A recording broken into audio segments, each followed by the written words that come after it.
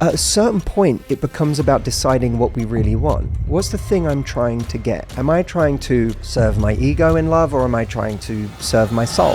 One of the most sought after dating and relationship experts in the world, a New York Times bestselling author, creator of the #1 relationship advice YouTube channel, and over 382 million channel views, the heart doctor himself, Matthew Hussey. What is a woman truly saying if they say, I don't like nice guys? They're saying that my nervous system does not produce the effect that I call love around people who do not send it into some kind of fight or flight response. This is not just a female pattern, this is a people pattern. Why is it that we respond to people who treat us poorly? By changing these patterns and healing these wounds, you will find yourself in a place where better and better relationships are available to you, because people will start to see you. You'll start to attract a different quality of person. If you could give your 18-year-old self 3 pieces of advice about love that you wish you would have known then, that you know now, what would those 3 things be? I think the first thing I would say is, it makes me emotional as I say it, because I think that's... Welcome back, everyone, to the School of Greatness. Very excited about our guest. We have the inspiring Matthew Hussey in the house. My man. Good to see you, brother. It's good to see you. I'm excited, man. This is our first ever interview in the, I don't know what I'm going to call this yet, the Greatness Basement. I don't know what this is. The Dungeon of Greatness, something like that, you know? I like it. It's very cozy. Yeah, it's nice, right? Yeah. So welcome to my home and to my home studio. Very excited about this. It's so nice to be, I always think it's funny speaking to you like this, because we have, for every one conversation we have on the air, so to speak, we have like 200. I know. Off. So many. We travel the world together at different things. We've been all over the place together. We've known each other for what? I don't know, 8 or 9 years, maybe? You think? Yeah, a long time. It must be 10. Maybe closer to 10. Years, 10 years. It's crazy. Closer to 10. And it's fun because for me, I get to see you I get to step back into your world where you're a master and just watch you experience you fun. Doing your thing. You see me doing this with you every time we hang out. We're just asking each other questions and trying to understand the meaning of life and how we've ruined ourselves in previous relationships and why we put ourselves in these situations, which is what I'm excited to talk about, because you've got a new book you've been working on for really 10 years since your last book. This is called Love Life: How to Raise Your Standards, Find Your Person, and Live Happily No Matter What. Not happily ever after, which is pretty cool. And you and I are now finally in healthy, conscious, loving, abundant relationships that bring us a lot of joy and peace. But we went through different challenges of trying to discover who we are, how we can build ourselves up to really attract and learn how to choose the right person for us. It took us both a long time, but we did it. So congratulations. Congratulations. Yeah, you were, of course, at my wedding with Audrey on back at the end of last year. Yeah, it was amazing. It's amazing, man. Yeah. So what I want to ask you about today is how do we become the person that we need to be to attract the right person in a relationship to become happy no matter what? And I think a lot of the things I want to talk about today is, one, becoming the person you need to be to attract the right person.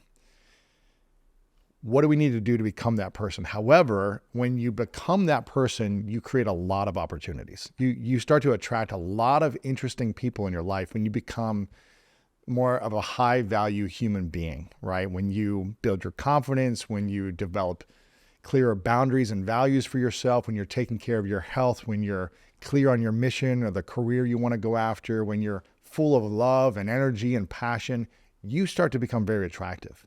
You attract a lot of opportunities. It's almost like people just reach out to you and say they want to go out with you. They'll message you online. Like, this will just start to unfold when you really take care of self first.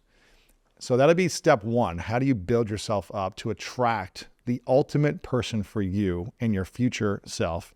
And then step 2, how do you, in a sea of opportunities of individuals that are now in front of you because you have developed yourself as a high value human for a relationship, how do you know when to choose and who to choose when there could be so many great people in front of you that you might be dating or meeting? How can you actually make the choice that you know is going to be great for you for the next 10, 20, 50 years potentially in an intimate relationship? That's part 2. And also I want to ask you, you've coached, I don't know, hundreds of thousands of women online through your coaching program, your live events, millions in your social media, in your YouTube.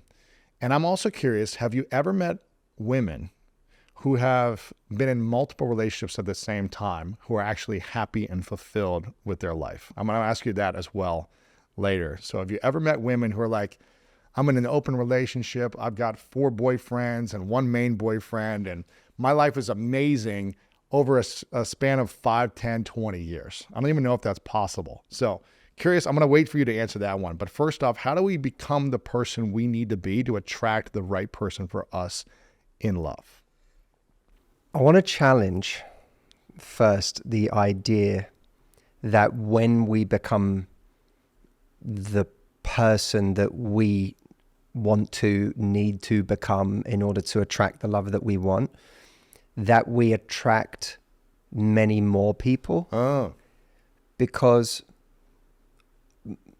my experience has been that often in order to attract what you really need, you have to give something up. And often the thing that you have to give up is the kind of attention that you have been used to.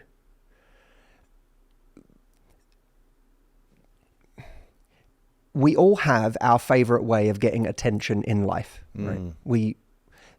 Our trick. Our thing, yeah. It's like our magic trick. What's our magic trick? I got a 6-pack. Let me be shirtless and post that. I make a lot of money. Let me show the money that I have in certain ways. Or I'm funny.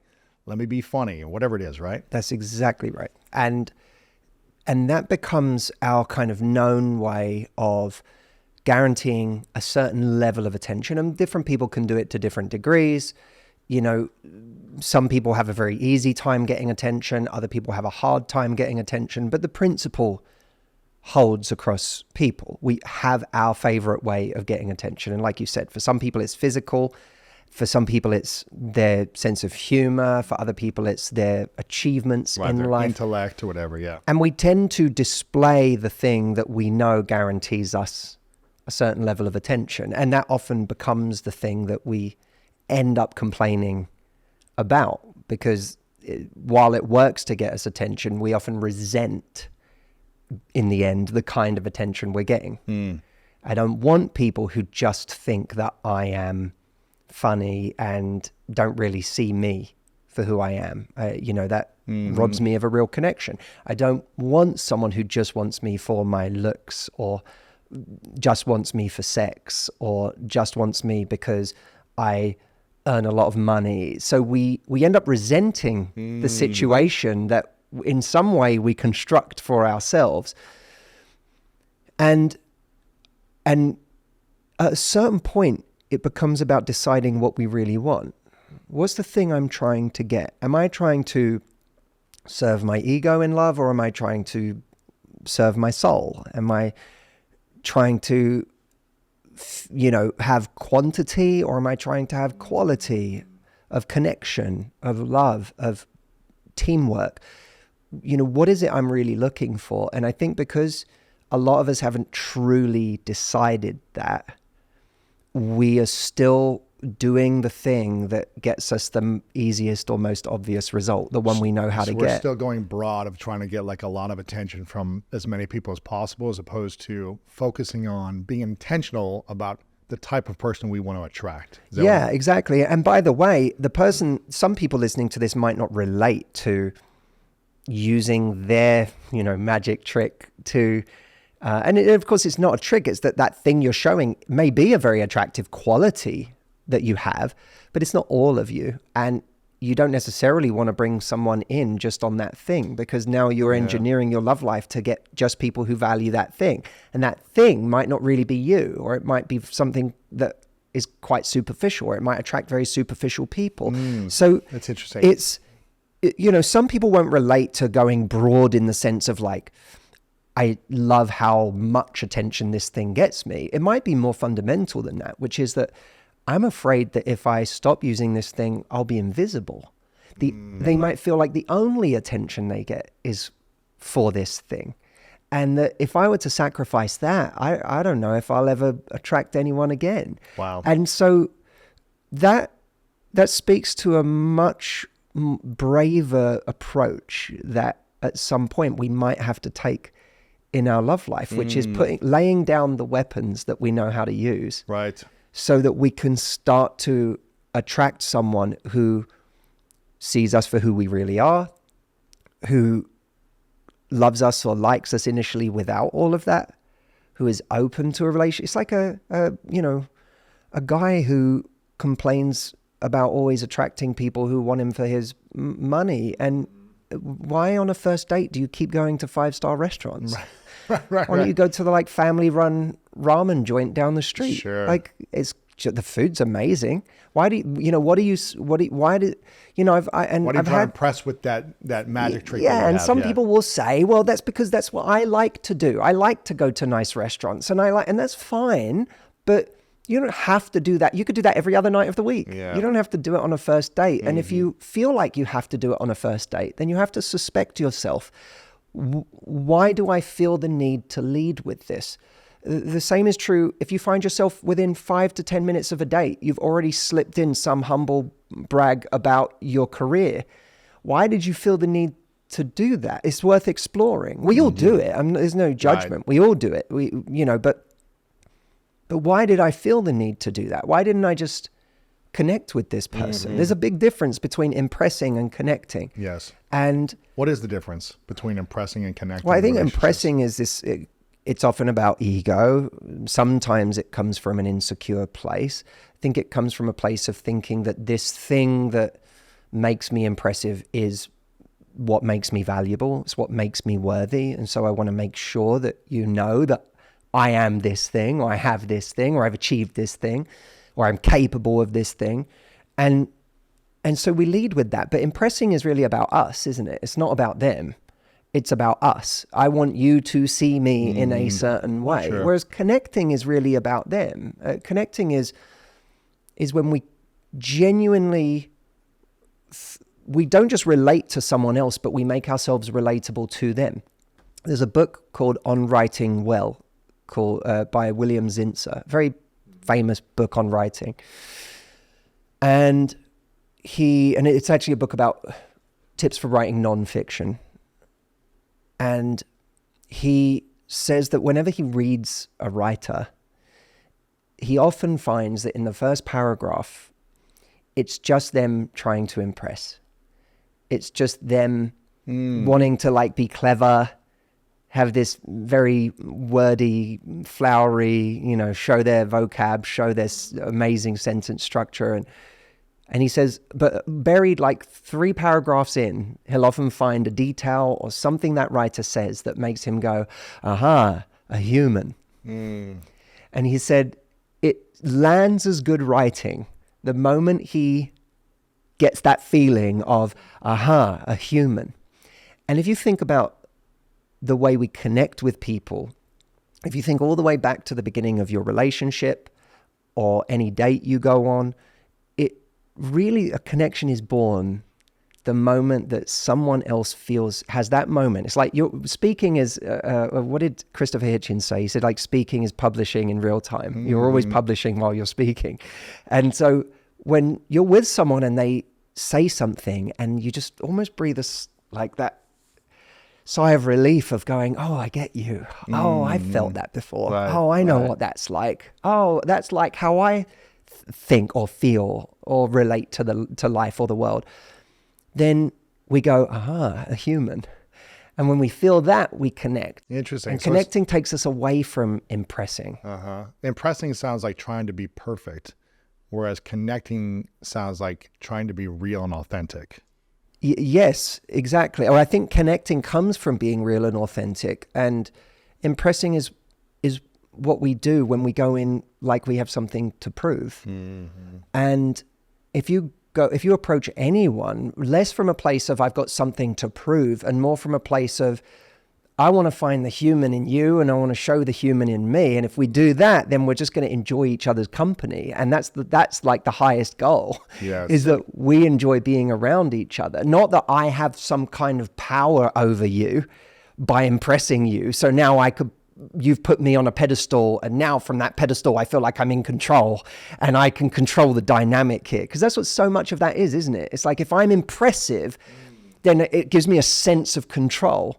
But if instead I come to connect, it's like we're really relating to each other, and the power isn't my power over you. The power of the situation is that we really enjoy spending time together. You and I are friends, and the reason we love spending time together is not because we come over to each other's houses and impress each other. Right. We're friends because when we hang out, we're enjoying each other's company, and that comes from connecting. And I think actually our love lives would be served more by bringing the connection part forward, and the impressing part that will happen. Sure. All the things that are wonderful about you, don't worry, they'll figure it out. They're gonna figure it out. And by the way, how much more powerful when someone figures out something that's awesome about you and you didn't scream about it. It's even more impressive. Very impressive. It's really powerful because you go, if they didn't feel the need to make that their headline, what else do I not know about this person? It's interesting you say that because I can't remember what it was in the last month, but Martha was like, oh, I didn't know you did this like 10 years ago. Like she just found out something that I did in the past, but she was like,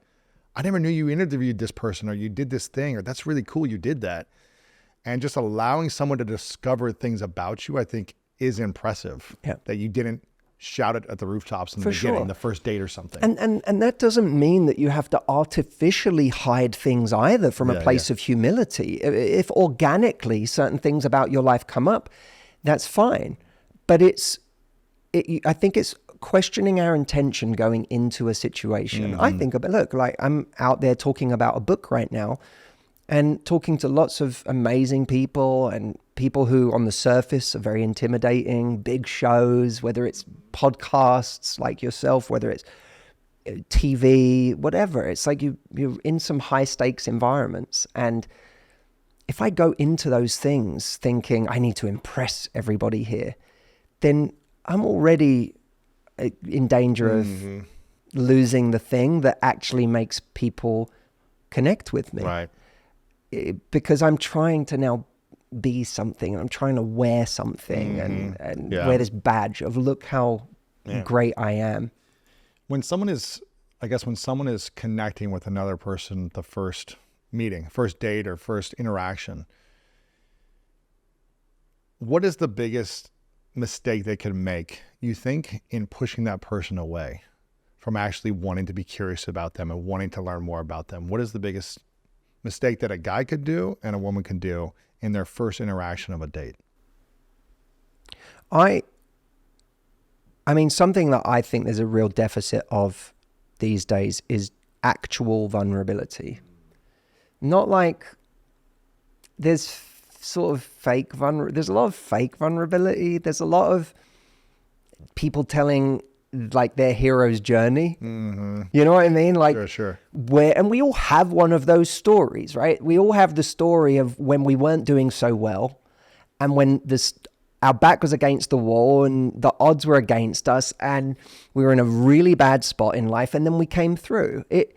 But those aren't necessarily vulnerable stories because you're the hero of that story. Right. It's like, look how hard it was and look how awesome I am that I was able to get out of that. There's no shame on doing that. It's just, I don't think that that's the same thing as connecting with who you really are and what you think about. And that's like a very, we have these very well scripted hero's journey stories of our life that make us sound really impressive. But I don't think that's the same thing as really connecting. And being vulnerable. And so I think one of the mistakes, I suppose, that people make early on is never really being vulnerable. And vulnerability isn't. I always remember I did a TV show in Australia and before anyone who doesn't know me watching this thinks that must mean I'm Australian. I am not. I'm English. I feel like everyone in America always still thinks I'm Australian. Really? But I was doing a TV show in Australia. And did they know you were British in Australia? Yeah, they know. They know. But I remember this woman that I was coaching on this show. She kept going on to every date. She went on this date and I was supposed to give feedback, watching them on the dates and seeing how they did and what they could do to kind of improve next time around. And one of the things I kept noticing was like throughout the date, she was just really laughing hard at everything this guy said. And at the end of the date, I said to her, he wasn't that funny. Right. Like, you were laughing like constantly, but he wasn't very funny. It doesn't mean you couldn't have politely laughed now and again at, his attempts to be funny, but the way that you were laughing all the way through the date was sort of inauthentic. That wasn't really you, because I know you didn't find all of those things funny. And by the way, you were laughing hysterically even when he wasn't trying to be funny. Sure. So I said, that in itself was an absence of vulnerability, because instead of just connecting as you were and sitting into the date and maybe occasionally allowing there to be a breath without filling every silence, and that would have been a more authentic experience. So I said to her, the next date you go on with the guy, I want you to just share a little more, because you also asked him a lot of questions. That's another version of not being vulnerable, is when we just ask someone else lots and lots of questions and keep them talking. Yes. And we don't ever share anything. And I coach a lot of people who are like, especially a lot of women I work with are like, men don't ask questions. And I know that if you were to watch a lot of them, by the way, that's true. A lot of guys aren't asking questions. They're all too happy to just take the floor and talk about themselves. But if we're in a insecure place of not wanting to be vulnerable ourselves, we play into that dynamic because we keep setting them up. We ask another question, and when they've finished talking, instead of vulnerably allowing there to be a silence for that person to have to now come in and ask you a question, you fill it again. And you ask another question, and then that person says, okay, me again. And then they start talking and telling you another story. So we actually precipitate that dynamic by never taking the floor for ourselves and telling a story or sharing. So anyway, for me, her version of just asking questions and laughing was a form of lacking vulnerability, not really sharing. Yeah. So I said, the next date I want you to go on, I want you to be a more authentic version of yourself, and I want you to share. And this is darkly funny, but do you understand the context in which this was funny? She went on the date and she told a story of a horrible car accident her father had had. Oh my gosh. That changed his life forever. And, I just remember being tickled by it because it was obviously this was a big story in her life. This was like one of the most tragic moments in hers and her dad's life. This was not like a second date. Right. Conversation. Like, this is how to, when I said be vulnerable, I didn't mean go and tell the most tragic story of your life. Yes. There's other ways to be vulnerable, because not everyone deserves to know at the beginning of our connection with them all of our flaws, everything we're insecure about, everything we worry about on our worst days, all of the things we're struggling with. You don't necessarily trust someone enough you don't feel safe with them enough to share all of those things. But there's other ways to be vulnerable. If you share with someone something that you're passionate about, that's vulnerable. Yeah. Because often what we're passionate about isn't popular, or it's not cool. It's weird, it's nerdy, it's some unique hobby. It's weird, it's like our thing. And it's a little bit like, it's very us, whatever that thing is very often, or why we like it is very us. And so sharing something, whether it's a TV show or a song that you listen to a lot that you like, if it came on your Spotify shuffle, it would it would embarrass you that it came on in a room and that was on your the shuffle Right. gods really screwed you by playing that while everyone else was around. That sharing those things and the things you're into, that itself is an act of vulnerability, because you're sort of allowing yourself to be seen a little bit. So that, you know, I think these are all ways that people can be on a date with us or be in a room with us and go, aha, a person. And it's worth asking ourselves, how did I create any of those moments on this date? Or was I constantly tight and tense and censoring myself and anything that was really me, and asking them lots of questions, which is it feels like connecting when you're only ever asking someone else questions, because you're like, I'm doing it all right. I'm told to be a great listener and I'm told to be curious. And I was doing that. I was being really, really curious. But there's a point where that goes past. Too much. Yeah, because now there's not a connection here. No one knows anything about you. Yeah, exactly. Now, here's something I'm curious about. What is it that women actually want today in a relationship? And I'll give you context. I was watching this video online recently of some guy on the street asking a woman, like, what's your biggest turnoff in a man? And the woman said, she was probably in her late 20s. The woman said, when a man is nice to me. She goes, I know I probably shouldn't be saying this, but when he's too nice to me, it's a turnoff. And then turns into another video of a guy holding flowers at a restaurant who's taking a selfie video saying, I just got stood up by my date. You know, we were having a good conversation online when we were connecting. You know, I was taking the lead by choosing a restaurant that I thought she might be interested in by doing research on her profile and making suggestions. We were having great interactions. I was being very kind and generous with my attention. I brought flowers. I was on time, and she stood me up. And I'm trying to be a thoughtful, generous, kind man. And I got stood up for it. So what is it that women actually want today, do you think? You know, and maybe this is just this one woman that was interviewed saying, when a guy's too nice to me, it's a turnoff. But why is it sometimes it seems like when men are actually trying to be good leaders, trying to be providers, trying to show up and do a nice gesture, here's some flowers, pick the restaurant, you know, show up well-dressed and groomed, why is that a turnoff for some women?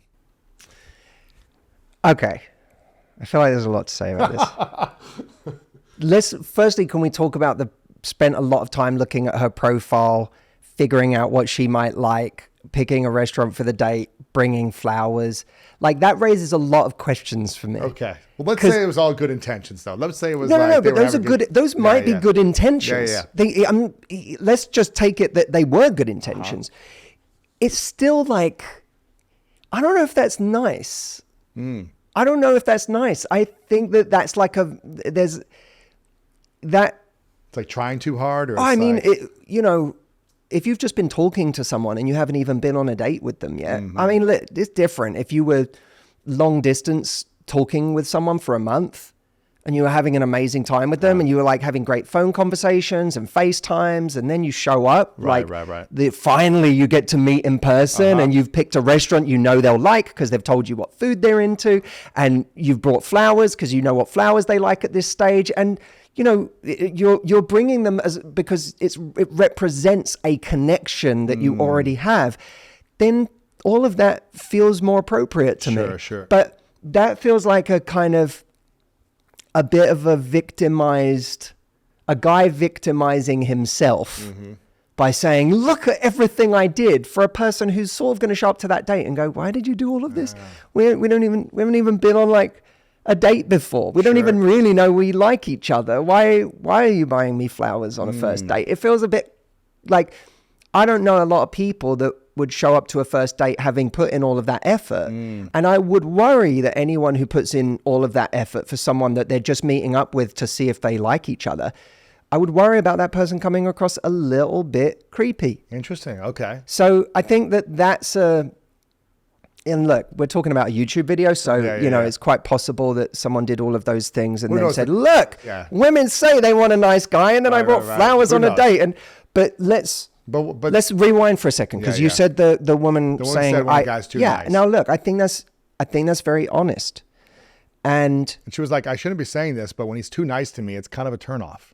Yes. Now, there's versions. Now, okay.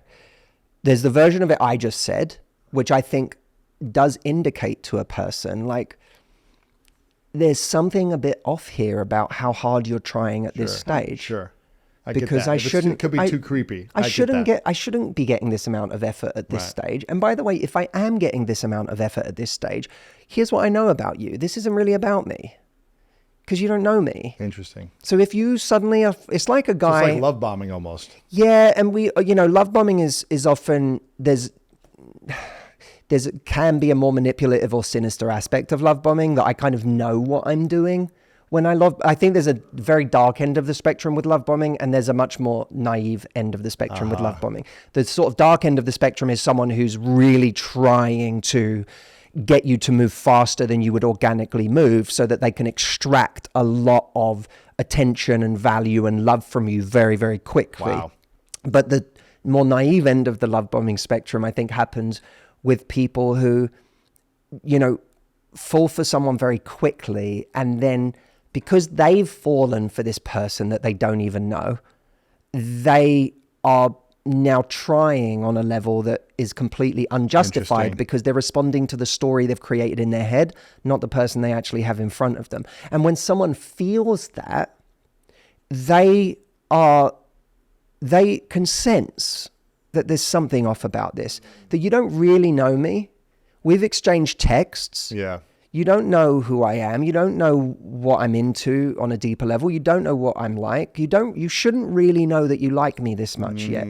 So given this kind of flowers and poetry and whatever, and this doesn't... Interesting. This is actually a sign that you're projecting right now. And I don't like that you're projecting. It makes me feel strange, because you're not really seeing me.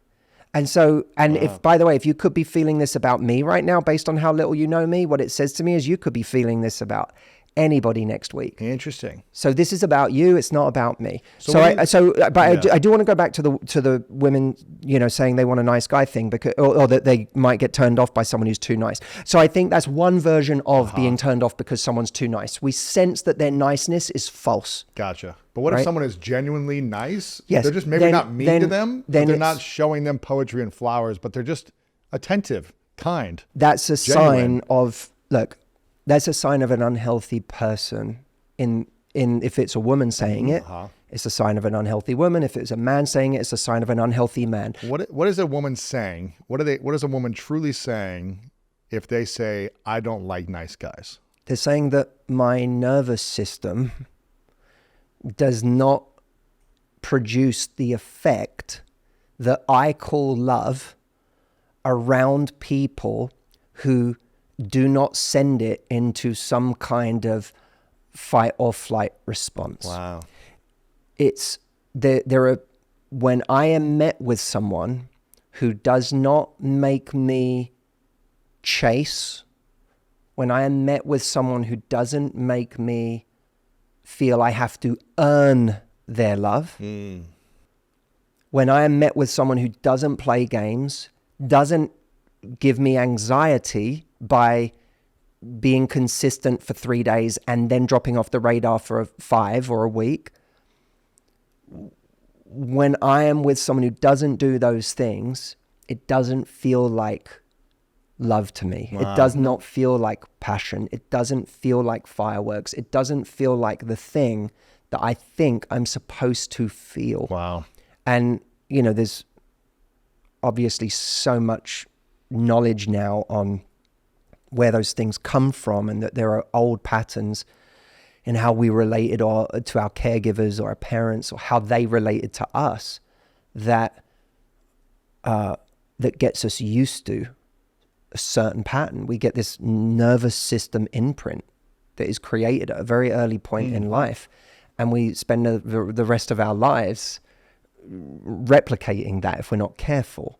So the great kind of challenge, I think, for all of us, and this is true, by the way, of men too, right? How many men relentlessly chase after women who don't seem to want them, right? Who reject them, who treat them like they're disposable. Yeah. How many guys are playing the friend to a woman for man. years on end, who picks them up and puts them down whenever it suits her, and they're doing it for years on end? This is not just a female pattern. This is a people pattern. Why is it that we respond to people who treat us poorly? Why do we think we do? Because there is something about it that is known to us. It's familiar. It's familiar, and we don't realize it. We think we hate it. I hate it. I hate that this person doesn't want me. And if I could just get this person to want me, I'd feel good again. But what people often find is if that person truly turned around to meet you and gave you everything that you wanted from the beginning, it would have felt strange. That there's something in this dynamic that is in a weird way safe to you. Yes. It doesn't make you feel safe, but there's some kind of safety in the familiar, and that's not our fault. We should exercise compassion towards ourselves for that, because it's not our fault that these really damaging and destructive patterns are things that we chase, because this was created at a time when we weren't deciding our response systems to things. We were in survival mode. And I spoke to a woman recently. I did a show recently where the host of the show said, I really struggle to have hard conversations with people. Like if I have to have and a big part of this book is like I have a whole section on how to have hard conversations.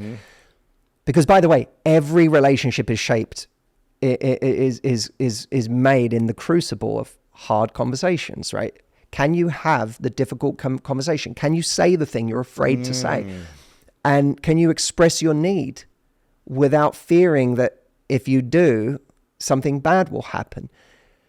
And so many of the times people end up in painful relationships, or not even relationships. They end up in painful dynamics, or they end up in limbo with someone where it never ends up as a relationship. Yes. It's always casual, is because they're afraid to have the hard conversations. There was this woman that was one of the hosts of the show. And she said to me, I really struggle to have hard conversations. And I don't know why. I just, every time I go to have a hard conversation, it's like I break out in sweats and I panic, and she said it wasn't in my family, like no one's really ever had hard conversations. She said, and she didn't realize what she was saying as she said it, but she said, it's like my dad, for example, if I try to have a hard conversation with him, he just leaves the room. Right.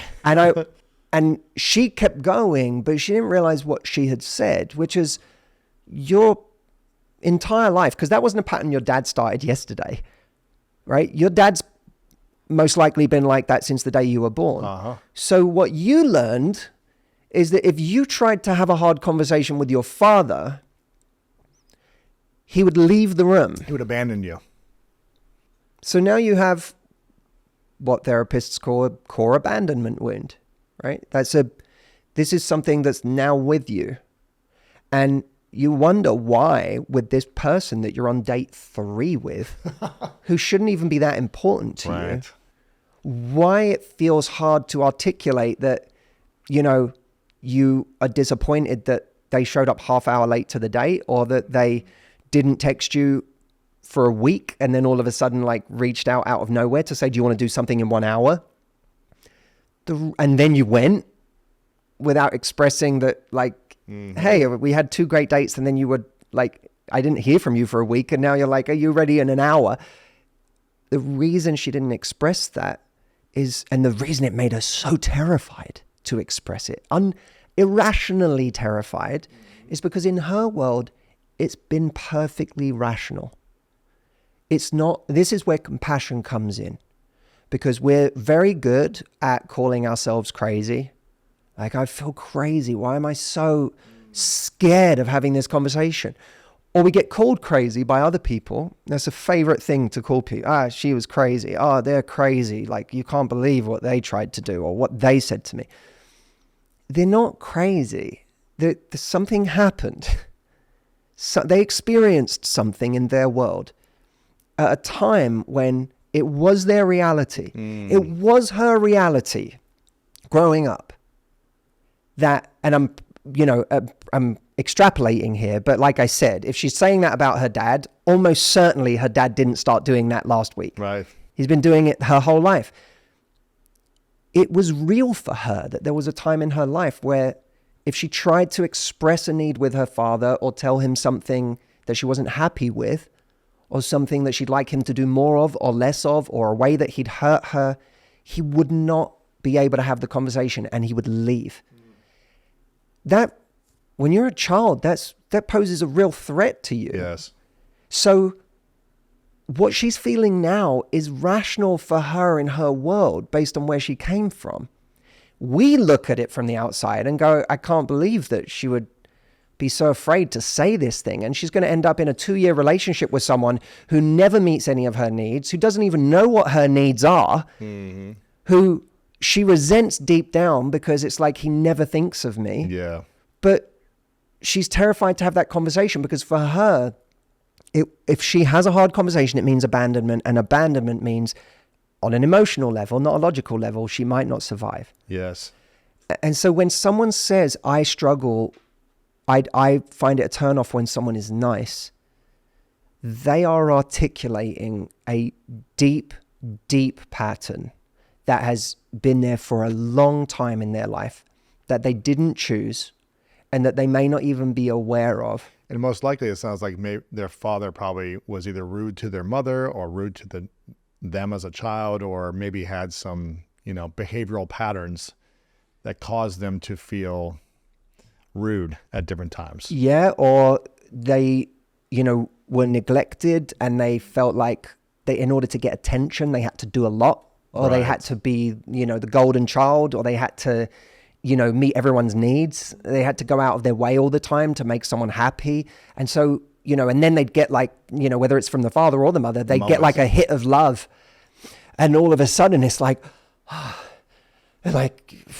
feel calm, I feel safe. Oh, this feels so good. And then of course it's right back to, the next day they're cold again, and you have to fight for that next hit. And so if you've experienced that and now you're out there looking for love, you may very well have developed the association that love is something you have to earn. Love is something that comes in fits and starts. Love is something that you're grateful when you get a hit of it, and then you have to endure these periods of someone being cold in order to get the next hit. And of course that's, what's known as the trauma bond. But that's really what someone is saying. When someone says I get turned off by people who are nice, and I get turned on by people who, give me, and we have all sorts of euphemistic terms for it, like the bad boy, or the person who is super bold, or the person who has an edge or whatever. But a lot of the time what we're talking about is I'm trauma bonded to people who are hot and cold, inconsistent, make me have to earn their love, their attention, take it away from me and then give me it back again. And that, by the way, makes that woman who said that a perfect target for abusive people. It makes them a perfect target for people who forget like whether they're abusive because they're narcissists or because they're, sociopathic. It makes you a perfect target for someone who's in even just a selfish phase of their life. Because someone who's in a selfish phase of their life takes what they can get. It's intermittent, it's up and down, it's hot and cold. They're glad to be around someone who doesn't ask a lot of them. Yeah. So even if you don't get someone who's truly toxic and abusive, you're still going to attract people who are selfish. Yes. And those people are going to waste your time and your energy because they're not where you're at. But you never test the relationship because this is on some level what you're looking for. This is what's familiar to you. Man, this is so, I can relate to this because in previous seasons of life, I really struggled of having the hard conversations. Like I dreaded it. Oh. So, looking back, I can say, man, that's crazy. Just have the conversation and whatever, just deal with it. But in the moment, when I didn't have the tools or the nervous system to feel safe myself, and I needed the approval of someone else to feel safe, or I needed someone else to be okay with the hard conversation that I was having, And when they weren't okay with it, or they would explode, or they would cry, or they would scream, or they would, not speak to me for 2 days or something because they were upset of what I wanted to talk about, or they avoided it, it would make me feel like, oh, I'm really insecure. And I always had the fear of like, I guess it was being alone, or it was like the person not loving me in return, or me not being good enough or something like that. There was probably a combination of insecurities or fears that caused me to be afraid of having difficult conversations and just saying what I really wanted to say. And then I remember having like, throat clenching and like heart palpitations over like years of being in these different relationships where I never felt like I was able to speak up. And I can't blame the other person. We can never blame the other person for our decision to not communicate, not set standards, not say the things we need to say. We can't blame the other person, but it always felt like, oh, this person isn't willing to accept me for who I am if I say the full truth, or if I talk about the things that I'm uncomfortable with. If I don't like this situation, they will not accept me. And they didn't accept me for my authentic conversations or my truth. But I was afraid of losing them, for them not accepting me for who I was. And therefore it was never going to work out. And it wasn't until I started to really understand that and become aware of it and start to heal that process, a lot of things changed with Martha, because I was like, wow, this is an incredible human being in front of me that I'm starting to date and connect with and meet. Wow, she's pretty special. But I got to the point where I was like, but I can't be willing to lose myself in order to try to have someone want to stay with me. I cannot go down this path again, which I'd done 5 or 6 times in 20 years in different relationships, where I lost myself to try to please someone else so that they'd want to like and love me. And therefore hating myself in return, resenting myself, resenting the person, resenting the relationship, feeling guilty of why I wasted all this time and energy being in this relationship, fighting for it, while all the while I was losing myself and losing my self-respect in that process. And it wasn't until Martha, I was like, oh man, I'm going to have the uncomfortable conversations pretty early on, right? In the first few months, I'm going to talk about, these are my standards. These are my values. This is what I want. This is what I'm not willing to deal with in a relationship. And be willing to say, maybe this isn't the right fit. If you don't have the same or similar standards, and if you aren't willing to fully accept all of me, my past, my shames, my insecurities, etc., then maybe we're not the right fit. But that means I might not be with a great person in front of me. And that's a scary thing. Well, but it was scary, but it also set me free when I made the decision, like, okay, I'd rather be free and be fully myself, authentic to myself, than trying to please and change who I am to be with someone to have them like and love me. And that set me free to say all the conversations I wanted to. And it was like the more honest and hard conversations I had, it was like the more she fell in love with me. Well, this is the interesting thing. This is the tragedy of giving into those patterns, because I think this is a really important thing for everyone to hear, is that the past does not have to equal the future when it comes to these patterns, right? Our nervous system may have gotten wired in this way at a time when we didn't choose for it to be wired that way. It just happened to us because that's what we needed to do to survive. But it doesn't mean that it's not a life sentence. Once you become more aware of those patterns, you do have the power to have an enormous impact on changing them, or even just how you relate to those patterns. I relate to what you're saying, because I know that one of the things that I have come to enjoy in my life is just moments of being able to sit and read a book. Yeah. Just to sit and read, and to do it in, it doesn't matter if my wife Audrey is there, but just to feel like it's the same as if I was only on my own. In other words, I just feel like I'm in my own company and able to fully relax doing that without feeling the need to entertain somebody else. And that, even what I just said, is my stuff. That used to scare you in the past?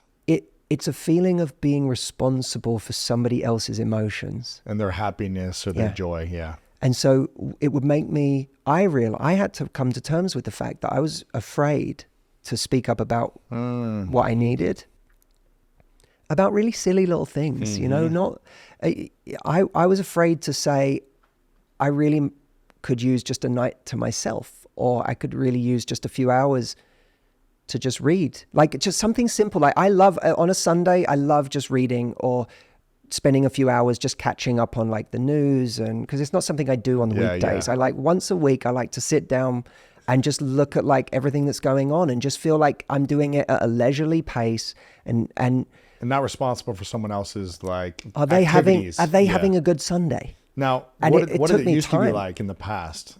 I just wouldn't say anything. And then I would become less of myself in the relationship. And, you know, there would be resentment from my side, but I'd also be a worse version of myself because they would feel me kind of frustrated on some level. Was there something you like, did you try to communicate this in previous relationships? And no, then it was the all my person- fault. Oh, really? It was all my So fault. you never tried to even say it and someone No, was mad at you No, I for think, wanting like 2 hours by yourself? No, because even if that was true, it predated anyone I dated. Okay. It's like this deep feeling Wow. from childhood of feeling like I'm responsible for Probably because you're the oldest, right? probably. And, you know, I think in my family dynamic, I felt responsible a lot for people's emotions. And so it carried over into my relationships. And with Audrey, I would notice that something that she'd be more than happy to give me, I was afraid to say. And even when I did say it, I would then feel anxious having said it. Really? Yeah, because I would feel like I've upset you. I've now She's like, "No, go I do feel your-" like, you know, are you mad at me? Is everything okay? Are you happy? Is this? And it almost like in my head, there was this subconscious feeling that there was going to be this weird comeuppance for it. Like, you know, You took your 2 hours of alone time. Now I'm going to something, or like I'm going to go and do something really fun that you would have wanted to do. I'm not going to invite you. Yeah, like it just my brain was doing all of these weird Interesting. things, and I had to pay attention to that and go, look, what you said is absolutely true.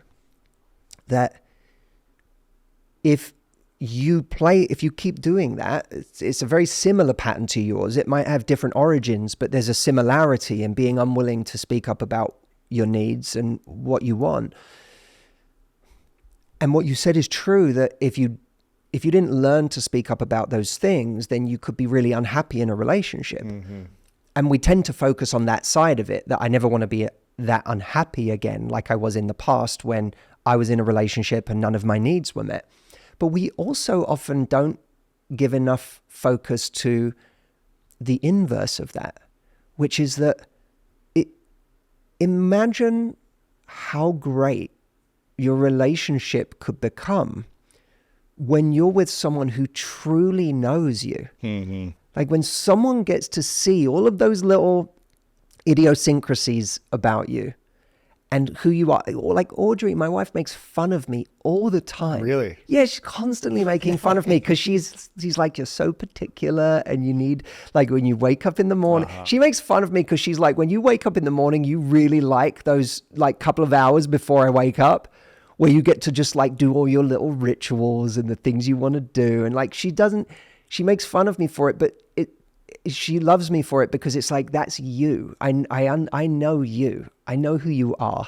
And the more she knows who I am, the more she can actually be a teammate in supporting that. And so now she's such an incredible partner that she'll say to me, hey, do you want, like, she might say to me proactively, do you want some time this weekend to yourself? Or That's do you nice. want, and so because I'm honest about the things that I would like, which requires bravery and courage, because again, it's like old wounds and old things. Like I feel like something's going to go wrong if I do this.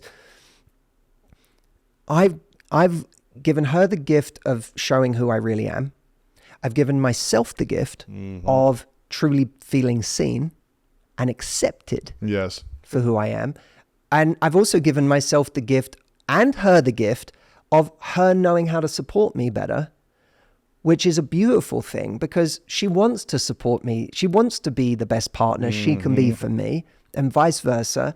And we can only do that if we know each other. And so that we've both worked on that together, and and that's another form of vulnerability, by the way, is sharing those things. Yes. And this is like beyond any relationship I've ever had in my life because of those moments. Not just, me and Audrey have the most extraordinary connection and chemistry and all of those things, like these amazing things. But we also I've never felt so seen and accepted and loved. And that's because, and she would say the same, and it's because both of us have been more brave than we were in previous relationships. How do we learn the skill of expressing our needs and having a hard conversation without the fear of some blow up or backlash happening? How do we, if we've never done that before, had hard conversations, how do we learn to have them without the fear of something bad happening? A couple of things. I think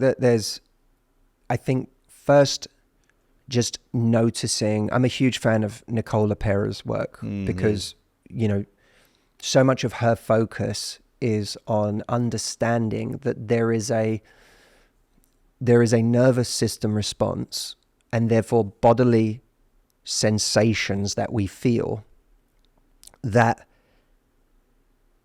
you have to detach from the story that goes with them. Right? So if you start thinking about having a conversation with someone, your body starts to react as if there's danger, if that's your version of danger from your past. Yes. And when your body starts to react, we try to kind of logic ourselves out of it by, it's very common, self-development is, it's very common in self-development to come up with reframes, right? Like, oh, but if you have this hard conversation, it could actually improve the relationship, or it could, and reframes are really important. Reframing is something I use all the time in my life. But one of the things Nicole said to me recently that I really loved was that until you can regulate your nervous system and the sensations that are going on, you might not have access to a better story. Because that's what a reframe is, right? It's a more powerful story. For example, someone came to me some time ago about a hard conversation they needed to have with their boss. And a reframe that I gave them was that you're treating this hard conversation like it's the be-all, end-all hard conversation that you have to have. And actually, this is like the first of the next 10,000 hard conversations you're going to have in your life. This is like one of so many hard conversations you're going to have in your lifetime. So instead of seeing this like this big epic moment where you have to have a hard conversation, actually see it as practice for the next hard conversation you have to have, because you're going to have many in your life, and your ability to have hard conversations is going to determine the quality of your life. Yes. So instead of seeing this as really high stakes, see this hard conversation as practice for the next hard conversation you're going to have with him or with somebody, with anybody. Anyone, yeah. That's a reframe. But when our body goes into a true like nervous system response, when we go into fight or flight, or when we go into freeze, for example, it can be extremely difficult to even have access to a better story. So hard. Someone can tell you, it's like a heartbreak. Someone can come along and say to you, some story like, what is, there's plenty more fish in the sea is a story. Yeah. It's like it's a reframe. There's more people out there. That's a reframe. And you're trying to give someone a more empowering story. But in their state of heartbreak, which has physiologically overcome their body, they don't have access to the truth of the story you're telling them, even if it's true. So regulating your nervous system first, whether it's through, and you and I have done so much of this together, right? When we went to Poland with Wim Hof, what did we do every single morning? We regulated our nervous system. Yes. We did like 45 minutes of breathing, but you don't need to do 45 minutes of breathing. You could do 5 minutes of breathing. Yes. You can find a way to slow yourself down, whether it's through meditation, whether it's through losing yourself in a different task. We could even be calling a friend and having a nice conversation before revisiting this hard conversation you need to have. It's taking your body out of that state by regulating. And then when you've regulated, like I feel it, I do Brazilian Jiu-Jitsu.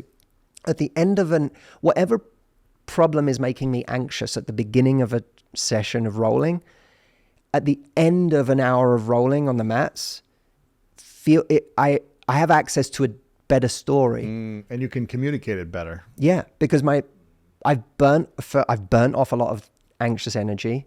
I've been forced, any kind of like sport like that forces presence. So you're not thinking about the problem. You can't. It's like when Wim says, like being in the ice, being in the ice, being in a frozen lake or whatever. For him, was the thing that it was the first time he wasn't thinking about the greatest tragedy of his life, was when he was in the ice. It's true. Because all his focus was just on the feeling, the shock, the pain of being in the ice. And for me, I get that from Brazilian Jiu-Jitsu, where it's forced presence for me.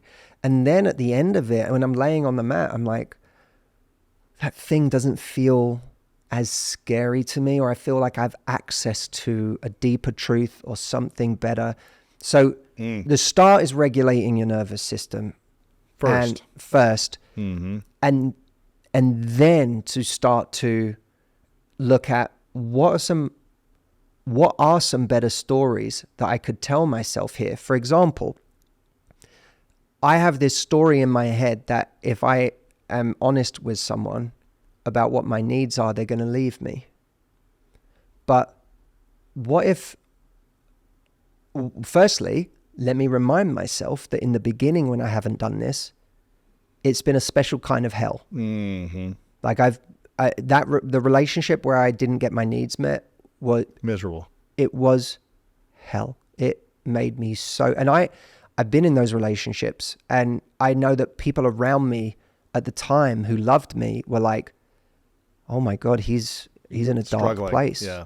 I'd much rather be single than in a relationship with intermittent love where my needs are not met. And knowing that is a power. Yes. Because if you've never experienced that pain before, then you're liable to go back to it. But if you have had it, and if you connect to that pain, then all of a sudden you go, well, nothing is worse than that.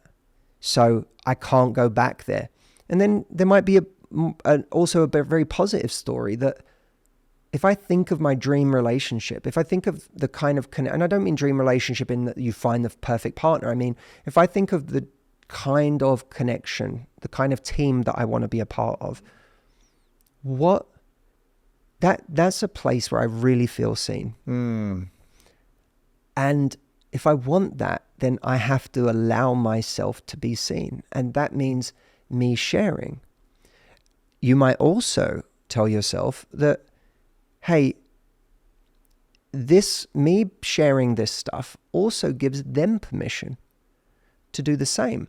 And my end of the bargain, by the way, I think this is really important. We talk a lot, there's a lot of like Instagrammable content out there now of like getting your needs met. But you're also in a relationship with a person who has needs on the other side. Yeah. It's popular to talk about when our needs aren't being met, but what about when their needs aren't being met?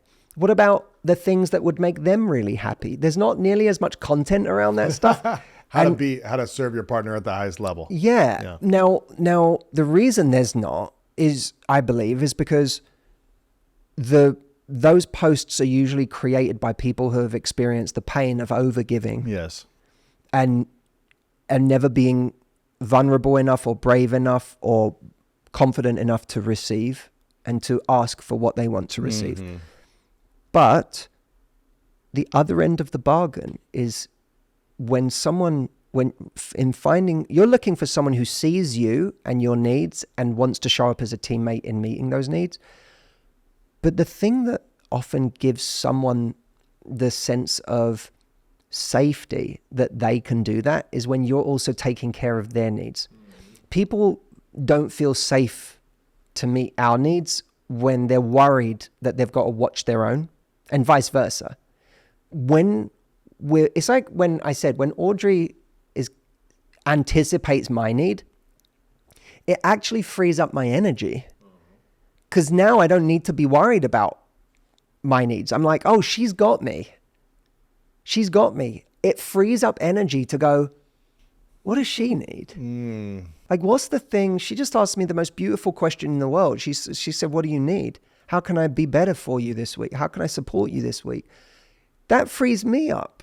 It frees up mental bandwidth to go, hang on, have I done anything that awesome for her this week? Like, this is someone who really has my back. Who else in my life is asking me that question? That's unbelievable. This is the greatest teammate in the world. I'm so lucky. I'm so grateful. And from that place, you're like, I better be showing up for this person in the same way. Like, what does she need? How can I be there for you? Like, what are you missing? What am I not doing enough of that would mean a lot to you? So it's a two-way street. 100%. And if you're giving and you don't feel like your needs are being met, then you probably need to communicate, hey, I need some time for my needs as well, or here's what I need. Is it, and make a request. Is this something you can provide? And notice if you are giving and feeling resentful, because that has nothing to do with them.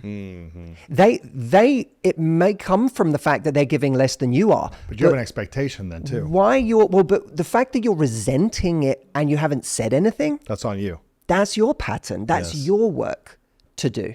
Because there's something, I bet you that pattern doesn't just show up with this person. I bet it shows up with other people in your life too.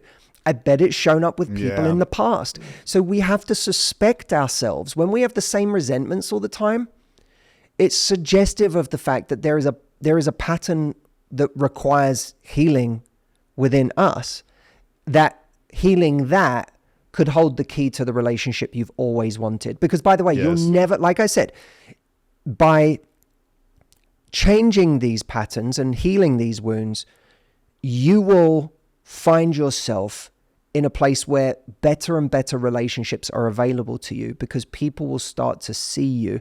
You'll start to attract a different quality of person. You'll start to attract someone who sees that you respect yourself. You'll start to sculpt the kind of relationship that you want. But we deny ourselves these relationships, and we wonder why it is I keep running into people who take me for granted. This is something I used to do in relationships.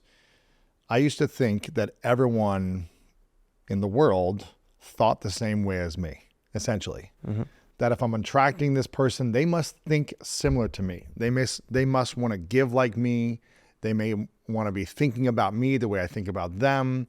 They may want to be generous the way I'm trying to be generous, and therefore thinking they're going to be similar with their generosity like me.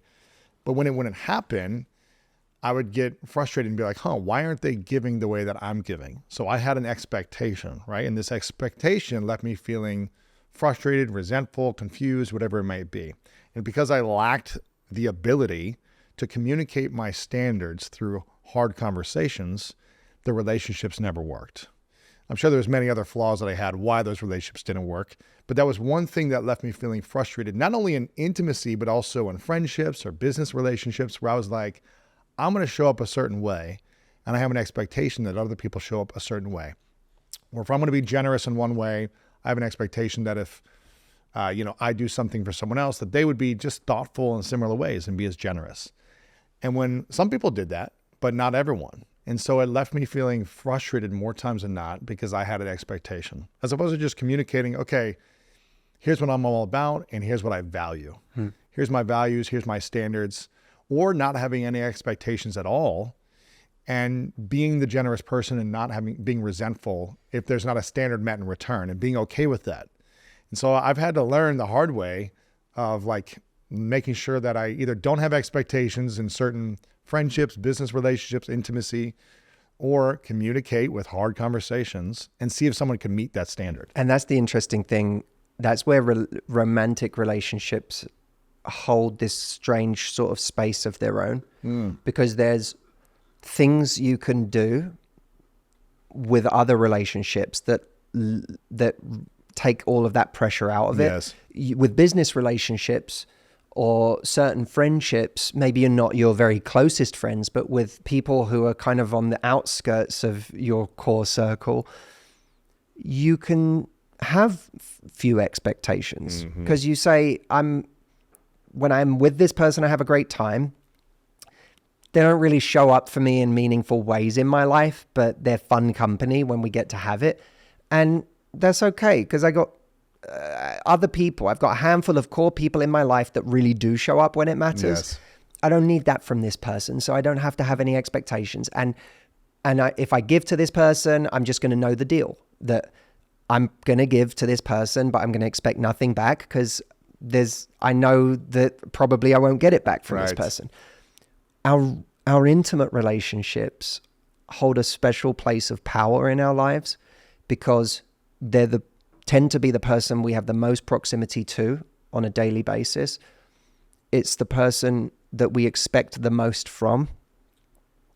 And it's the person that, we can't meet certain needs elsewhere, right? It's not like, sexually you go, well, if this person doesn't meet all of my needs, I'll go elsewhere, and I'll mix it up and spread it around.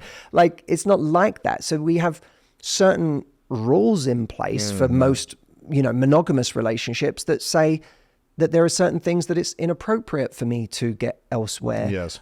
And even if that's not the case, because that's not the case with many of our needs, it's still the case that this is the person I'm going to invest the most time and energy into, and the most love into, and the most of myself into. And so if that's the case, by definition, it's the relationship that has to come with the most reciprocity. Yes.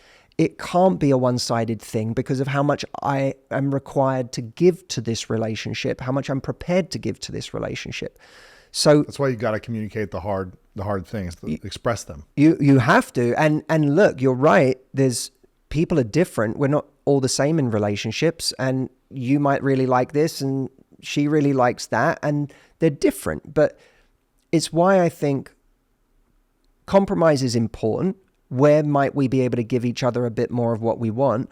But it's also the thing that I think people fail to do a lot is view their romantic relationships holistically. So I might not get this thing as much as I want, but it's like if you really like phone calls, right? And your partner, when they go on a trip, you don't really hear from them, because it's just not like, for them, sitting on the phone, it just doesn't lend itself to their communication style. So they'll text you, but like being away and then sitting on the phone for an hour just isn't, it's just not their natural thing. So you could try and force it, but most times it just feels a bit forced. Yes. Well, if that person in every other way is an incredible partner, and when they're with you, they are so present, and they text you, it's not like they leave you, they don't ghost you on texts. There's a back and forth through texts. They'll send you pictures of where they are and what they're up to. They might leave you a loving voice note. And, the big and, you're in a relationship that's not long distance. In other words, the majority of the time you're together. It just so happens that sometimes they have to take trips without you for work or whatever. Mm-hmm. Then it's like, this is all right. I'm loved. Yeah, of course. I feel loved in this relationship. I don't need them to try to be good at this thing that they're not good at, or they don't feel natural at. Yeah. Because I get my needs met. On the whole, I do get my needs met. Would it be nice if they enjoyed sitting on the phone as long as I did? Maybe, but it's okay. Yeah. If there's now, start adding in variables, and you can quickly see how justifying that can become a problem. Let's say that this person also isn't good at texting. let's say that this person's work takes them away for half the time. Now you might have a real problem because you're not together 50% of the time. You're someone who values closeness. Phone calls were a way that you felt close, but fine, you would have settled for messages and pictures and just feeling a little bit involved in their day, but you don't even feel that. And now they're away half the time. You're going to be miserable. Yeah. So it's viewing these things holistically. No one is ever going to be 100% of everything you needed a person to be. And there are always going to be differences. Seeing but the whole picture. Yeah. When we ignore the fact that our needs are getting met less of the time than, they're not being met more of the time than they are, and you're ignoring that, then you're unhappy. Yeah. In your book, Love Life, How to Raise Your Standards, Find Your Person, and Live Happily No Matter What, you talk about, there's a quote from your book that said, "I made a big miscalculation. I underestimated people's ability to make poor choices in their love life, even when they had an abundance of choice." When we have an abundance of choice of opportunities, maybe great men in front of us or great women in front of us, and we're going on lots of dates and we're like, wow, there's so many inspiring people, where most people are struggling to find one person that they're interested in, but now you have an opportunity with lots of people. How do we choose properly when you have an abundance of choices with the potential partners? How do you know the person you're going to choose for the next 20, 30, 50 years potentially is the one for you? Look, I think a very simple place to start is, who do I feel most at home with? Like who, when I spend time with them, makes me feel most like myself. And I think when we listen to that, we are listening to, do I want to say my heart? We're listening to our heart. Yeah. We're not listening to our ego. Because I think ego drives us a lot in our love lives. We chase after people who seem impressive on the surface, people who look a certain way, people who have a certain life, people that we think are going to look good to our friends and family, and they're going to be celebrated by the people around us. Everyone's going to go, they're amazing. They're, and by the way, the person that all of your friends and family initially say is the most amazing is not necessarily the best person for you. So true. How many people have gotten married by saying, oh, but my family loves this person. Yeah. And by the way, your family aren't all the greatest judge of character. And they're not spending 24/7 with this person. They're not. What they're getting is an advertisement. 2 hours on a weekend or something. How many of us have ever spent a few hours with someone, a day with someone, and thought they were the greatest person ever? Yeah. And then weeks or months later, we look back and we realize, oh, this was a very charismatic person who really knew how to be endearing. Yes. And was very charming. And when I met them, I just felt so good around them. And I felt like, oh my God, they're so, you just felt this amazing thing. But later on, you realize like, this person's like actually kind of like, there was no friendship there at all. This was just a person who's really good at making people like them. And some people are like that with your family and friends. Yeah, it's exactly. Like, it's, now, by the way, that's not me saying if all of your family and friends think someone is bad news, you should not listen to that. Because if the people you trust the most are like, this doesn't feel right, you should hear that. Yeah. And again, if the people that you trust the most, it's almost like on that level, it's more important that the people you trust the most feel like, oh, this person's a really good fit for you. Like, I can see that this person is like, you two go really well together. Like, they get you, as opposed to, this person's really amazing. Like, that's a bit different. You should be thinking of like, does this person bring the best out of you? And correct. If your family sees that the person you're with, maybe he doesn't make as much money or have the job that I think I would want him to have or whatever, he's not there yet in life. But if you are a happier human being in general. If you shine more consistently, if you bring out the best aspects of yourself because of this relationship, then that's something that people should approve of. That's exactly right. Do they bring out the best in you? Are you sad constantly? Exactly. Yeah, and are you constantly having the conversation of problems with this relationship, right? And everyone's experienced a friend or a family member who is terribly anxious and unhappy in a relationship that they are desperately clinging on to, thinking it's the most important thing in the world.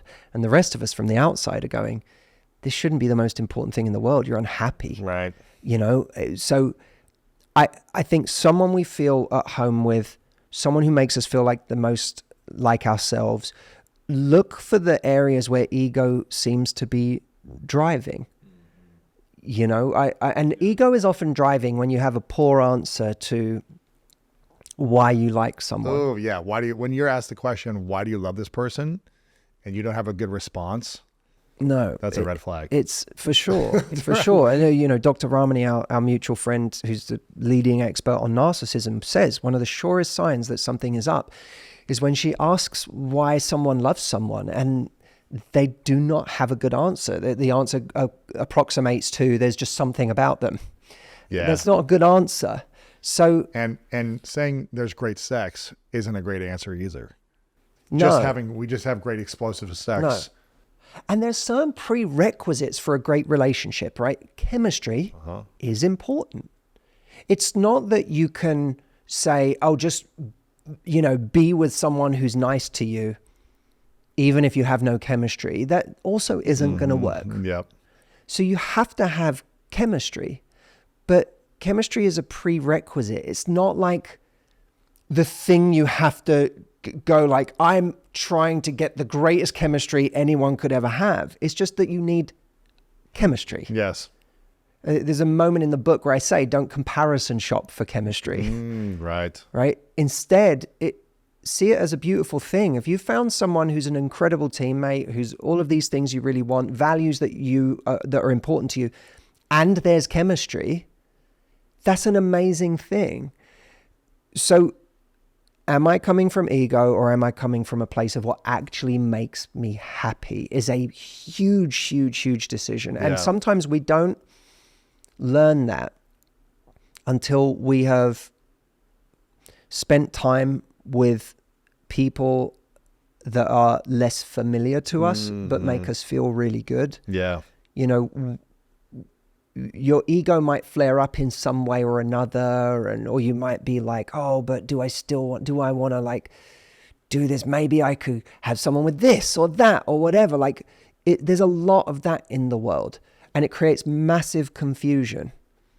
Instead of just going, this feels unfamiliar, but there's something about this that feels really good. I love your definition of like, when you know that you're choosing the right person is someone who makes you feel most at home. I love that idea.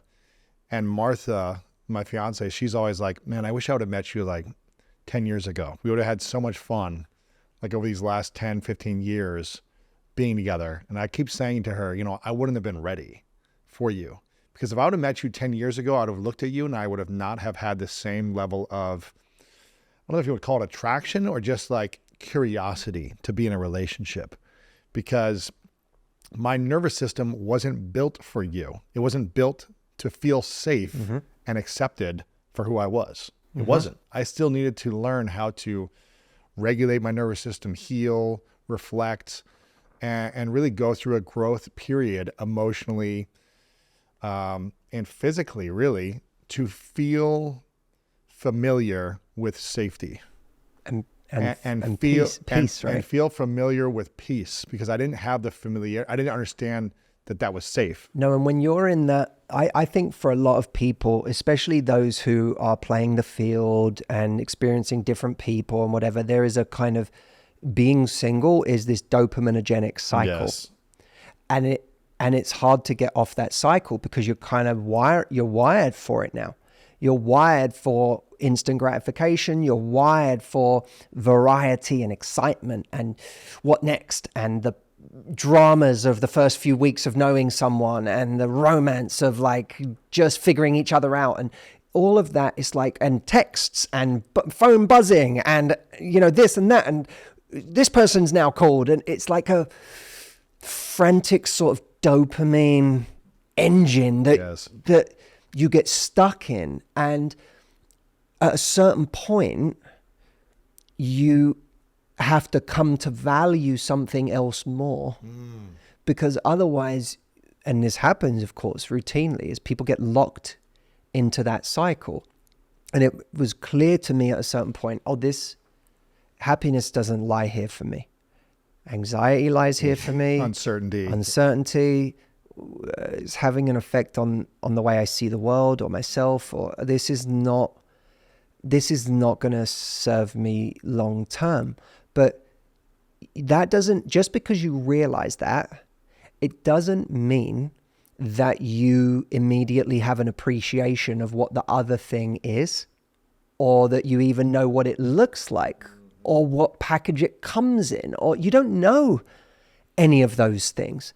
And so there's a whole chapter I wrote in this book that I'm really insanely proud of, because I think it's so on the money of what's happening for so many people. It's called Never Satisfied. And that, I think, is the feeling. I explain the steps of why it is we struggle to be satisfied. And the next chapter is how to rewire your brain so that you can actually rewire yourself for happiness. Because I know for a long time, I was that never satisfied in relationships or just? Yeah, my love life. I think in life too, right? Right. But in my love life, I was just chasing, dopamine. I'm not happy. I need to get out of this relationship. I'm single. Dopamine. I'm not happy here. There must be some perfect person who's going to make me feel differently about this whole thing. And I'm going to feel different when I meet that person. And that person didn't come because it wasn't really about that. Something was going on with me. I was in that cycle, and the other thing that is available to you is so. I don't want to. This isn't a lecture on whether someone should be single or in a relationship. So I don't want to become that person. Sure. But what is so amazing about a healthy relationship is not available to you until you come to value something different. It's like someone who's been used to doing drugs every day, and then the day that you get them to quit drugs, you sit them outside their house in front of a beautiful field and you say, appreciate the sunset. Yeah, there's no dopamine rush anymore. A sunset is amazing. A sunset is an awe-inspiring, unbelievable thing. It's something that is mind-blowing. Why do we all go on holiday and everyone at the same time goes out onto the beach and watches the sunset? Because there's something stunning and magical about a sunset. But for the person who's been doing drugs every day, that's not the day you can appreciate a sunset. No. You are coming out of all of those feelings that you've been addicted to, and all of that like instant gratification, dopamine.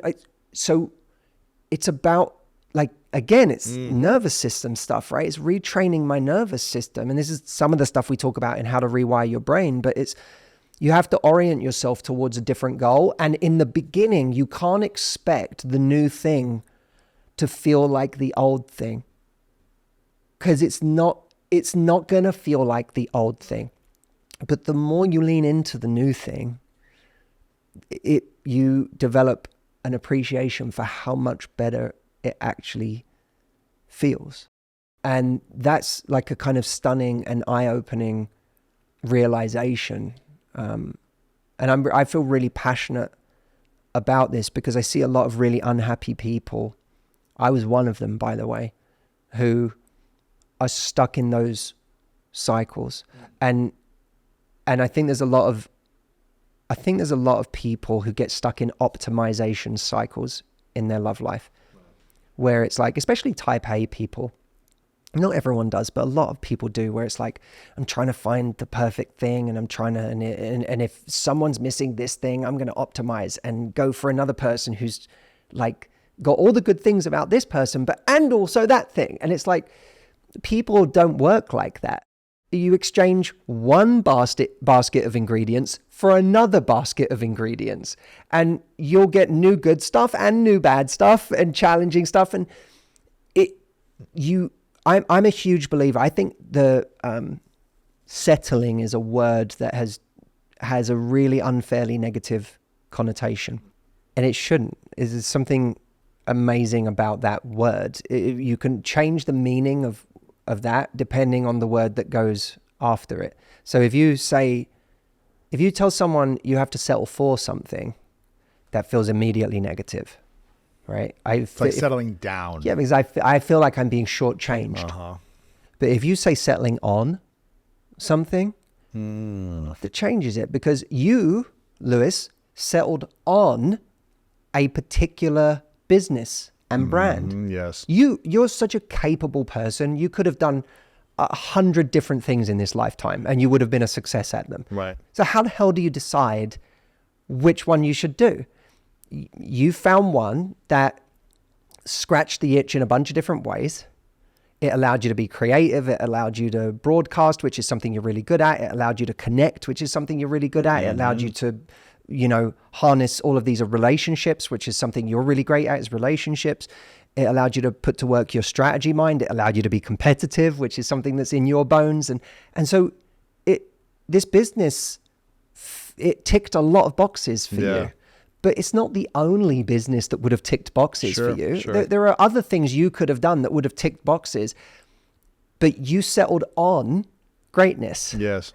And you said, I'm going to go all in on this, and I'm going to keep going on this. And the thing that has made what you do so great, and what you have done is extraordinary. What you've built, the audience you've built, the platforms you've built, the body of work you've built, it's extraordinary.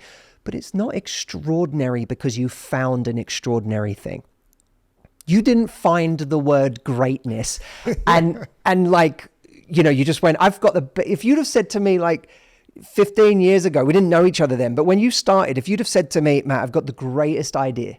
I am going to take the word greatness and I am going to just own that word and build a brand out of it and do all of I would have been like, that's not an idea. Right. Right. So you've taken a common word in the English language. Yeah, you talk about it. Yeah. You know what I mean? But that's not what's made this extraordinary. What's made this extraordinary is that you have settled on it and you take this thing to another level every year.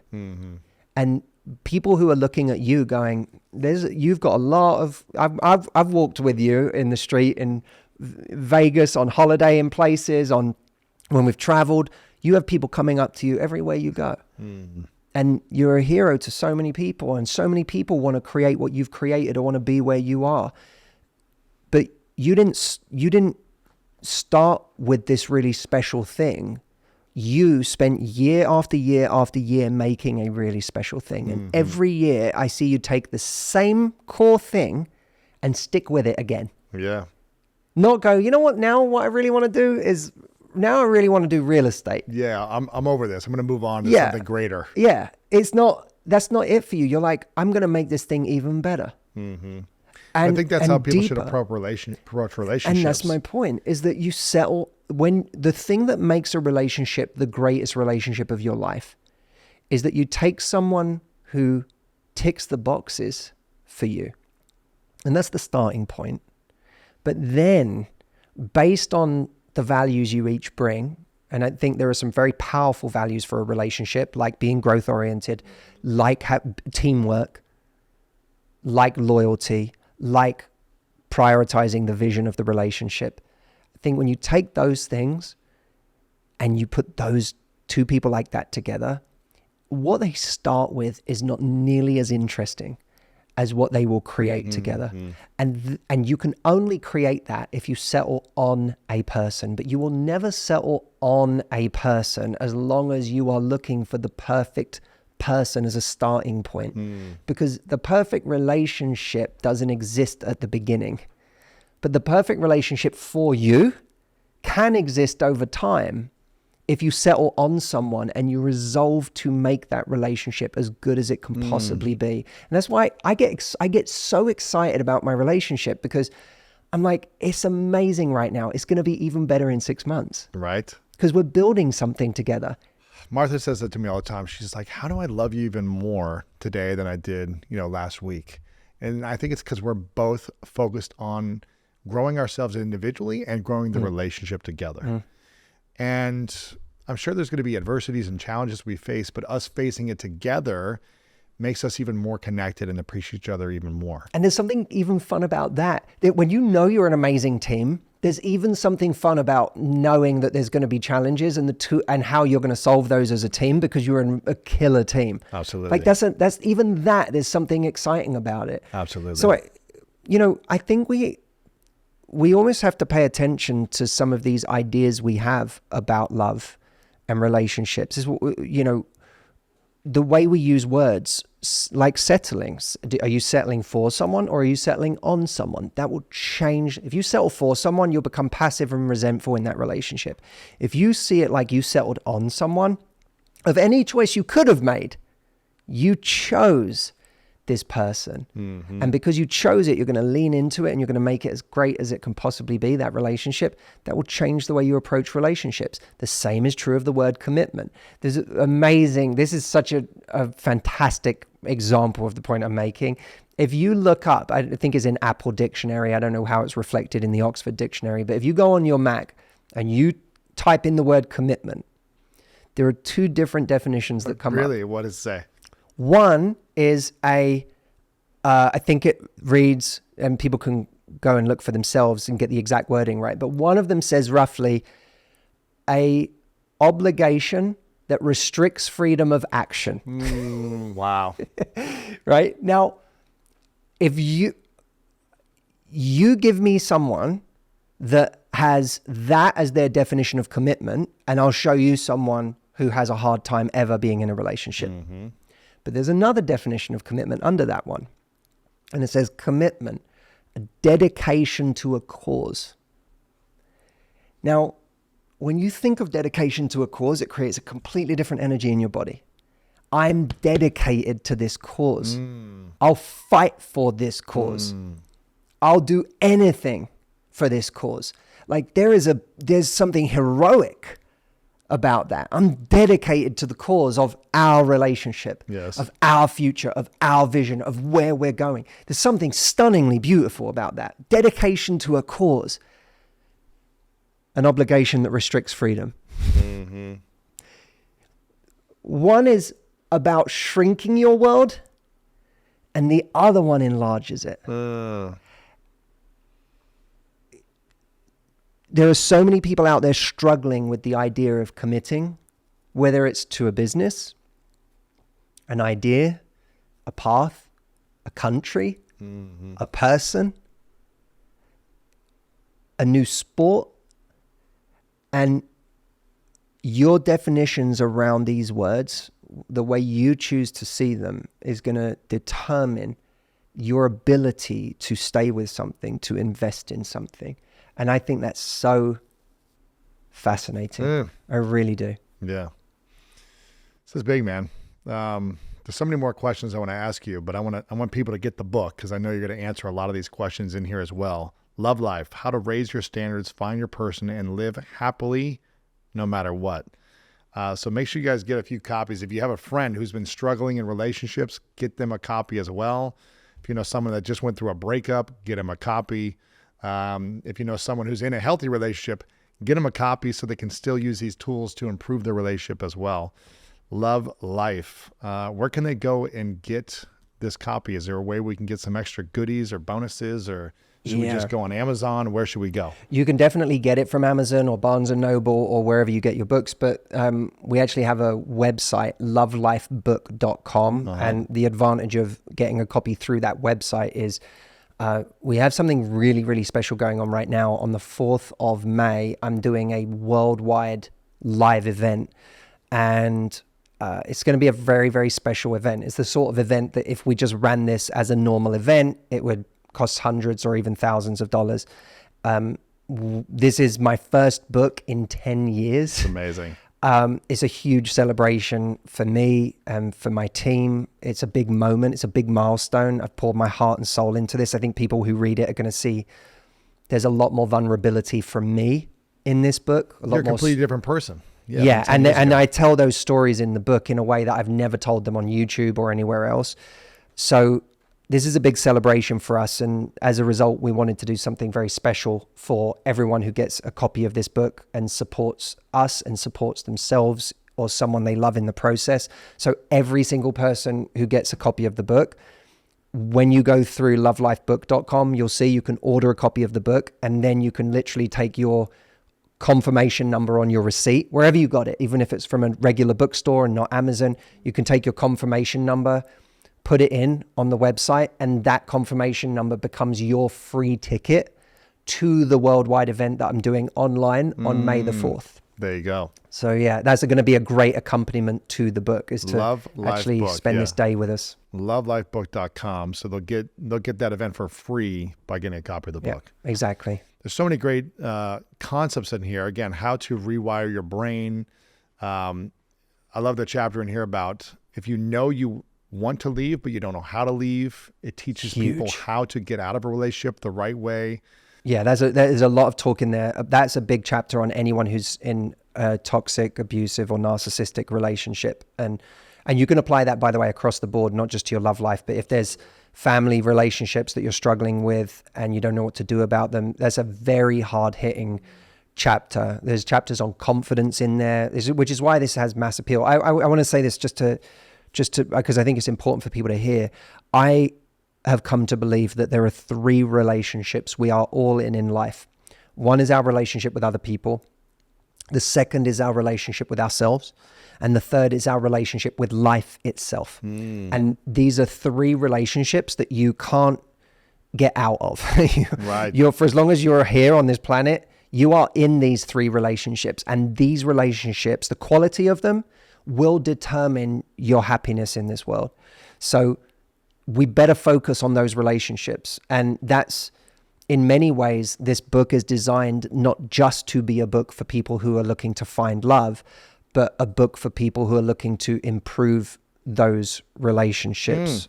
And I talk about my own journey. Even I talk about some times where I fell out of love with life because I was, handed some difficult cards along the way and struggled.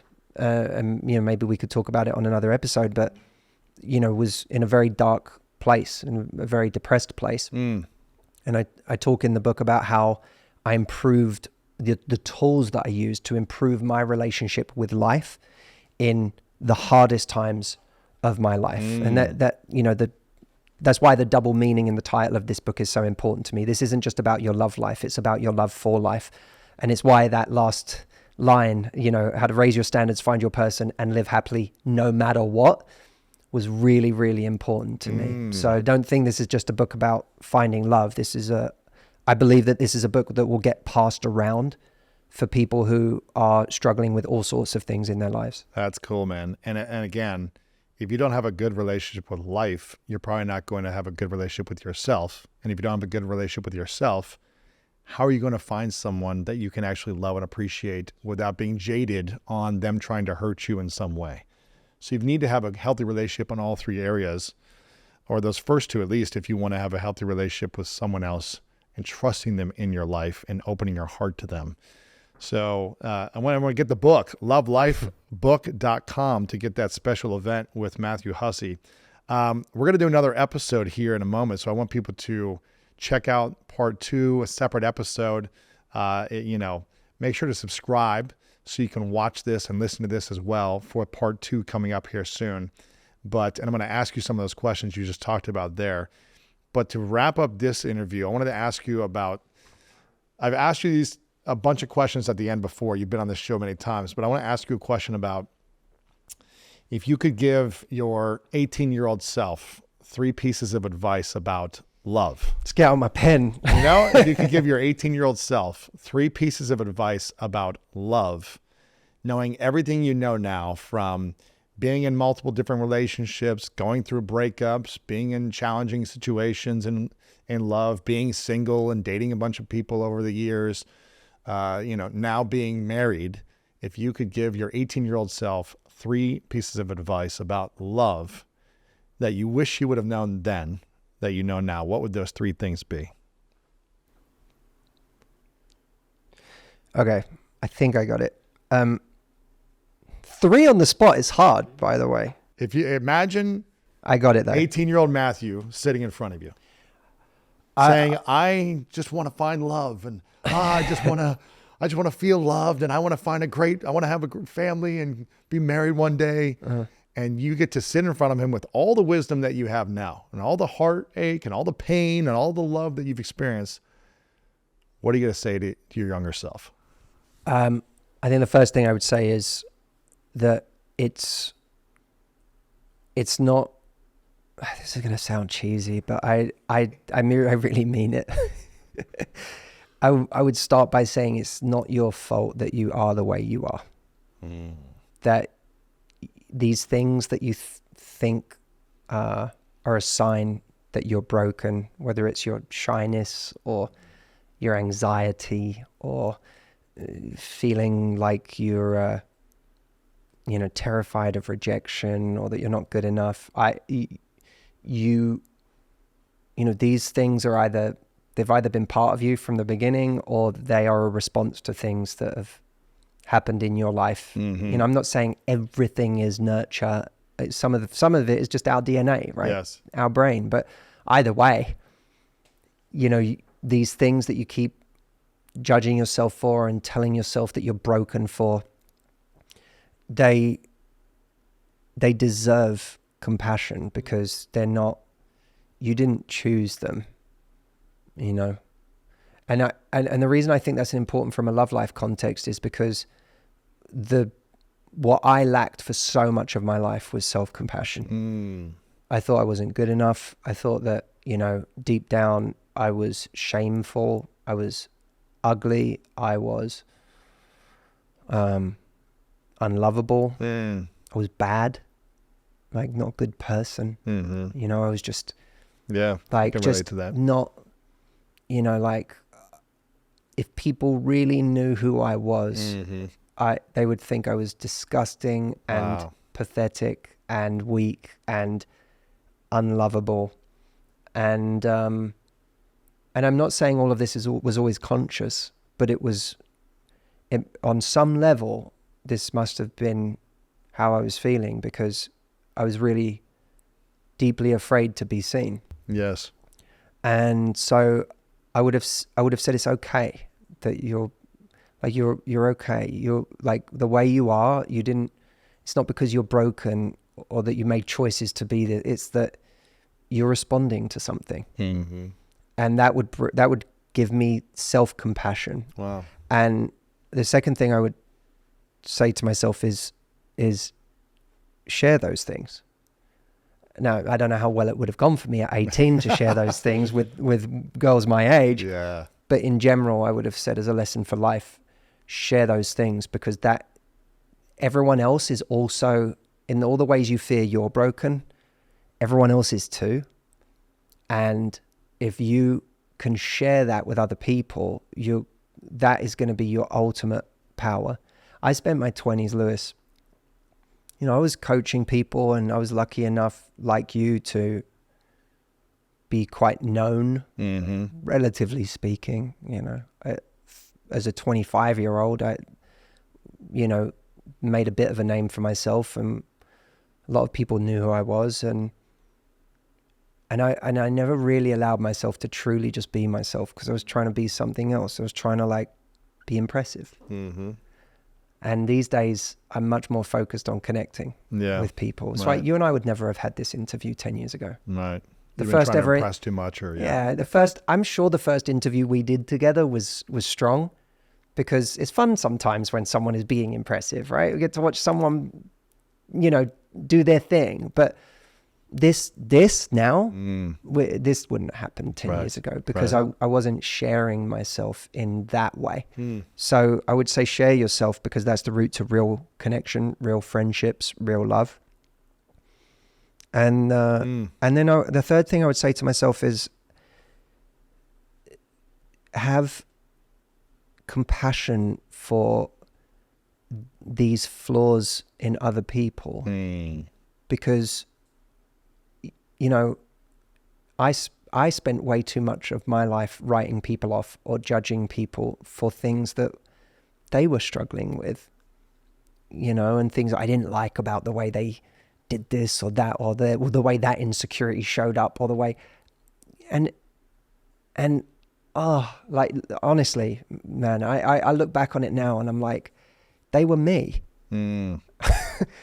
They were me. Like they only didn't know that was me because I wasn't being vulnerable with them. For, you know, I didn't even offer them the ability to have compassion with my deeper flaws or my insecurities or my vulnerabilities because I never shared them. You didn't reveal them. Yeah. No, because I judged those things in myself. And when you judge them in yourself, you judge them in other people. And the more in my life I've developed space for myself and who I am, the more compassionate I've become with myself. The more compassionate I've become with other people, the greater my capacity to love other people for who they really are is. And I think that's such a big point to me. You know, one of the comments that I read a lot in self-development circles is like, it's really hard to meet someone when you've upped your game in life and you now are someone who, you know, is growth oriented and you're doing this and you're doing that and whatever. And it's like your pool shrinks because you're just so awesome and everyone else sucks. You're so cautious and everyone else is unconscious. That's basically sort of the subtext, is that why is it so hard now that everyone sucks and I'm great? And I have to say, I have found a slightly different experience to be true. I have found it easier to love other people the more that I have learned to love myself, and the more compassion I've developed for my own complexities and the things that make me a difficult and complicated and somewhat damaged and whatever person. It's made me able to love other people more, because now that I'm making more space for myself, I also make space for the way that other people are and the things that those things on the surface that are easy to judge, the things that the deeper wounds that those things represent that they're struggling with. It makes me emotional as I say it, because I think that's I have found it easier to love, and I think that having that compassion for yourself breeds compassion for other people. So I would say have stop judging other people so much and have compassion for who they are, because they're you. This is beautiful, man. Make sure you guys get a copy of the book, lovelifebook.com. Check it out. Matthew Hussey. Thanks, brother. Appreciate you, man. Thanks. Now, when you go in wounded and expect the person to provide you medication, but you don't even tell them what disease you have, we are then going to punish them for everything they do. Oh my gosh, that's the worst feeling. I honestly, and I've done it many times. Yeah, you've done it in relationships. Yeah, of course. I've had that experience to myself in relationships. It's so not fun. Unfortunately, you go in expecting them to be the hero